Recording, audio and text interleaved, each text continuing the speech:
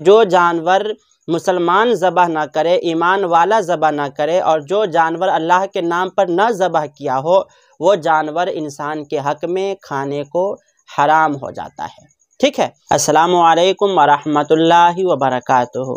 कैसे हैं आप? उम्मीद है कि आप बहुत अच्छे होंगे। अल्लाह तबारक व तआला आपको सलामत रखे और हर वो खुशी अता करे जिस खुशी के आप मोहताज हैं। जी हाँ, यानी जिस खुशी की आपको ज़रूरत है, अल्लाह तबारक व तआला मैं दुआ करता हूँ कि वो खुशी अता करें। दोस्तों, आज की इस वीडियो में हम बात करने वाले हैं 11वीं शरीफ के हवाले से।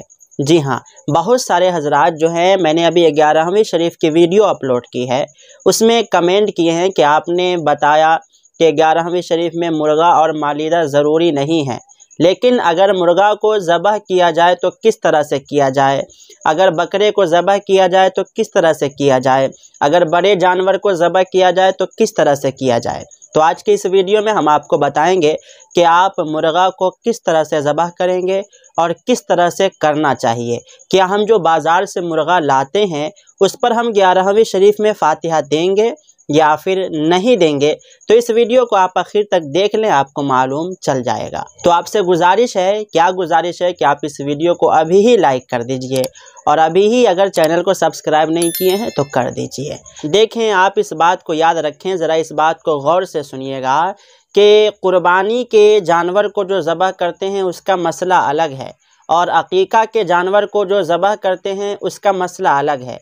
लेकिन उसके अलावा, यानी कुर्बानी के अलावा आम दिनों में जो हम जानवर को ज़बह करते हैं, चाहे वो गाय हो, बकरा हो या फिर मुर्गा हो या फिर कोई भी हलाल जानवर हो, उसका क्या तरीक़ा है?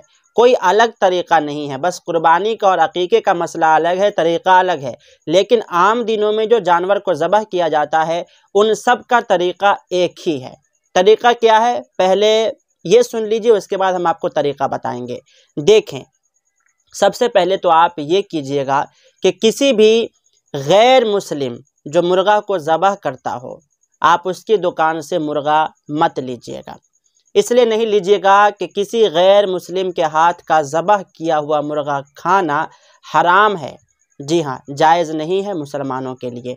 अगर आप खाते हैं तो यानी आप हराम का गोश्त खाते हैं, चाहे आप अपने पैसे से ख़रीद करके क्यों न लाए हों। इसलिए कि जो जानवर मुसलमान ज़बह ना करे, ईमान वाला ज़बह ना करे, और जो जानवर अल्लाह के नाम पर न ज़बह किया हो, वो जानवर इंसान के हक़ में खाने को हराम हो जाता है। ठीक है। दूसरी बात, अगर हाँ जानवर को ज़बह करने वाला मुसलमान हो, चाहे वो नाबालिग ही क्यों ना हो, अगर उसके पास अक़ल है कि जानवर को किस तरह से ज़बह किया जाए तो फिर वो जायज़ है।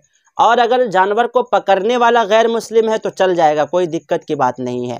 लेकिन ज़बह करने वाला जिसके हाथ में चाकू होगा वह मुसलमान होना ज़रूरी है और उस पर अल्लाह का नाम पढ़ना, यानी बिस्मिल्लाह अल्लाहु अकबर पढ़ना बिल्कुल ज़रूरी है। अगर वो नहीं पढ़ेगा, जानबूझ करके छोड़ देगा, तो फिर वह भी हराम हो जाएगा, उस गोश्त को भी नहीं खा सकते हैं। अगर उसने गलती से छोड़ दिया, गलती से दुआ नहीं पढ़ा, फिर जानवर को ज़बह कर लिया, बाद में याद आया, तो फिर वो हलाल हो जाएगा, इसलिए उसने गलती से भूले से छोड़ दिया है। और दूसरी बात आप ये सुनिए कि अगर आप एक जानवर को ज़बह करते हैं तो ये दुआ आप एक बार पढ़ेंगे। ठीक है, एक बार पढ़ेंगे, बहुत सारे लोग 3 बार भी पढ़ते हैं।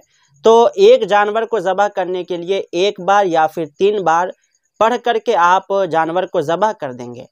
जानवर ज़बह हो गया, ठीक है, आपके लिए हलाल हो गया। लेकिन उसी एक दुआ के पढ़ने की वजह से या फिर 3 दुआ के पढ़ने की वजह से फिर आप दूसरे जानवर को ज़बह नहीं कर सकते हैं।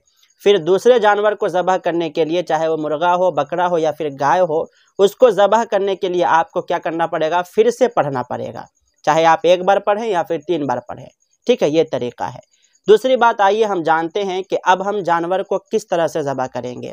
चाहे वो गाय हो, बकरा हो या फिर मुर्गा हो या फिर कोई भी हलाल जानवर हो, उसको हम क्या करेंगे? सर पे टोपी रखेंगे, चाकू लेंगे और पढ़ेंगे बिस्मिल्लाहि अल्लाहु अकबर।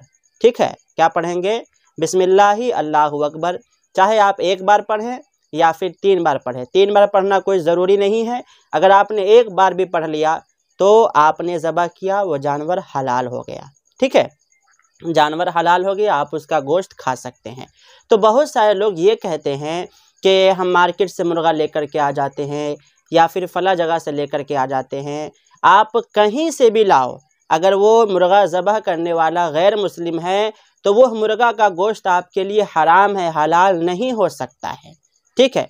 दूसरी बात यह है कि चाहे कोई मुसलमान ही है और वो मुसलमान बग़ैर अल्लाह का नाम लिए हुए मुर्गा को ज़बह कर रहा है तो भी वो मुर्गा आपके लिए हलाल नहीं होगा बल्कि हराम होगा।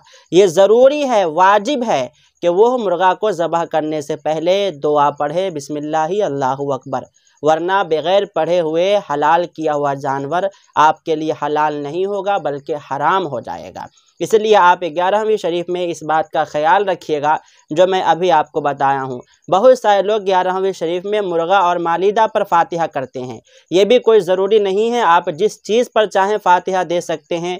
जो चीज़ आप खाते हैं या फिर जो भी खाने वाली चीज़ है आप किसी चीज़ पर भी फातिहा दे सकते हैं। लेकिन बहुत ज़्यादा लोग मुर्गा और मालिदा पर फातिहा देते हैं। तो मुर्गा कहीं से भी ख़रीद करके लेके आ जाते हैं।